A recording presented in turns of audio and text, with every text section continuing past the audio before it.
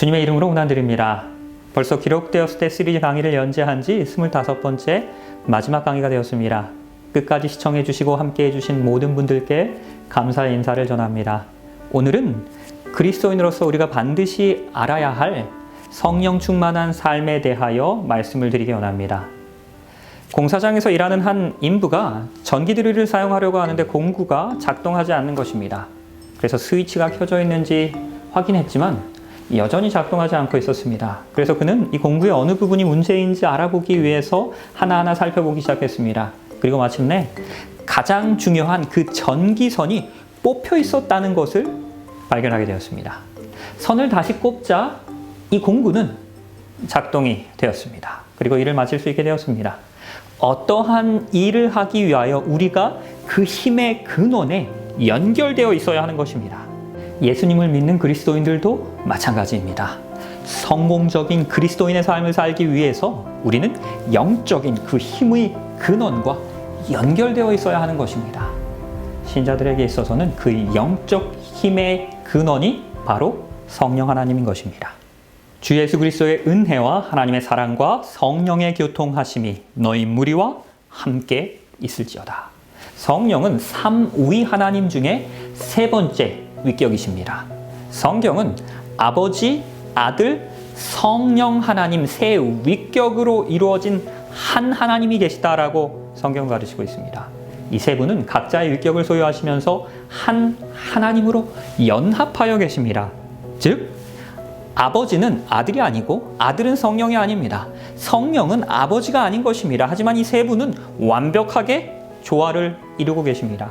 성경은 분명히 성령을 하나의 독립된 위격으로서 설명하고 있습니다. 베드로가 이릅니다. 아나니아야 어찌하여 사탄이 내 마음에 가득하여 내가 성령을 속이고 땅값 얼마를 감추었느냐. 사람에게 거짓말한 것이 아니요 누구에게입니까? 성령께로다. 아나니아와 삽비라가 하나님과 교회에 거짓말을 했을 때 베드로는 그들이 성령, 즉 하나님께 거짓말하였다라고 말하고 있습니다.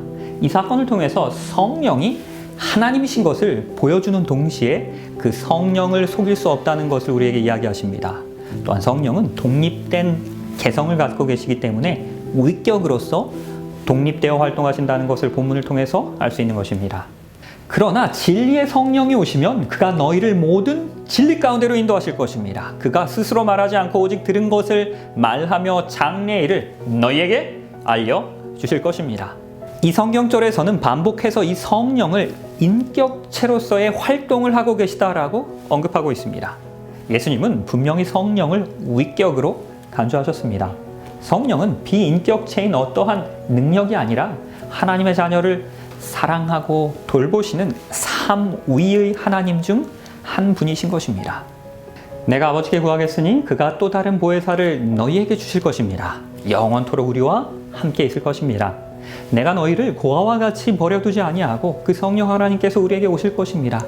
예수님이 승천하신 후에도 여전히 성령을 통하여 하늘의 도움을 받으며 우리 하나님과 소통할 수 있을 것이다라는 것을 우리에게 알려주신 것입니다. 우리의 삶 가운데서 성령 하나님께서는 우리와 함께 하시며 우리 안에 거하시며 우리를 인도하시며 우리를 도우시는 것입니다. 그는 진리의 영이라 세상은 능히 그를 받지 못하나니 이는 그를 보지도 못하고 알지도 못함이라. 그러나 너희는 그를 아나니 그는 성령 하나님께서는 너희와 함께 거하시며 또 너희 속에 계시겠습니다. 우리에게 주신 성령으로 말미암아 그가 우리 안에 거하시는 줄을 우리가 아는 것입니다. 성령은 예수 그리스도께서 우리의 삶에 임하실 수 있도록 도우시는 것입니다. 예수님은 성령을 통하여 우리 안에 거하시는 것입니다.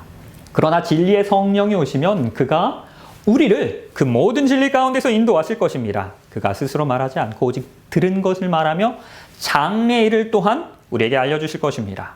내가 아버지께로부터 너희에게 보낼 보혜사 곧 아버지께로부터 나오시는 진리의 성령이 오실 때에 그가 나를 증언하실 것입니다.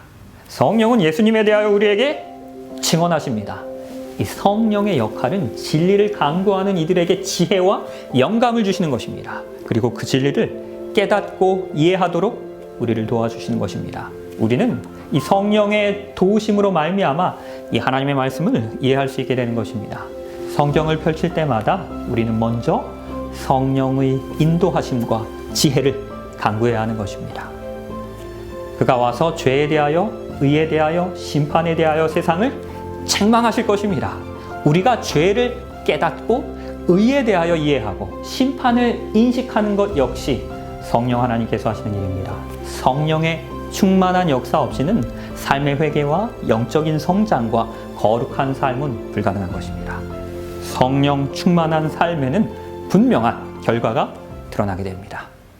오직 성령의 열매는 사랑과 희락과 화평과 오래 참음과 자비와 양성과 충성과 온유와 절제니 이와 같은 것들을 금지할 법이 없는 것입니다.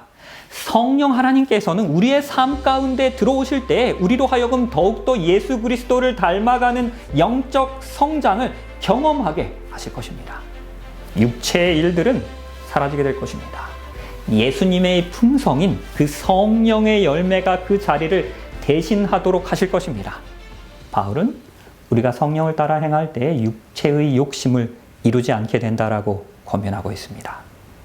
어떤 사람에게는 성령으로 말미암아 지혜의 말씀을, 그리고 어떤 사람에게는 같은 성령을 따라 지식의 말씀을, 다른 사람에게는 같은 성령으로 믿음을, 그리고 어떤 사람에게는 한 성령으로 병 고치는 은사를, 어떤 사람에게는 능력 행함을, 어떤 사람에게는 예언을, 어떤 사람에게는 영들을 분별함을, 다른 사람들에게는 각종 방언을 말함을, 어떤 사람들에게는 그 방언 통역함을 은사로 주셨습니다.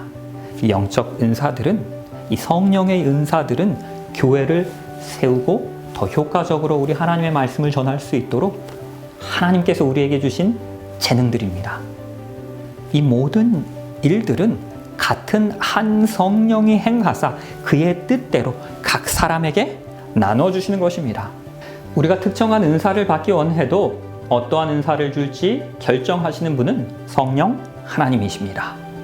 너희가 악할지라도 좋은 것을 자식에게 줄 줄을 알거늘 하물며 너희 하늘의 아버지께서 구하는 자에게 성령을 주시지 아니하겠느냐.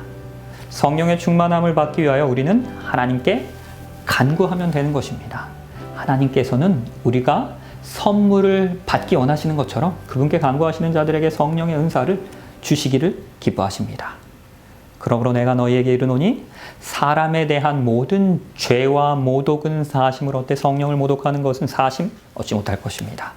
또 누구든지 말로 인자 거역하면 사하심을 얻되 누구든지 말로 성령을 거역하면 이 세상과 오는 세상에서도 사하심을 얻지 못할 것입니다.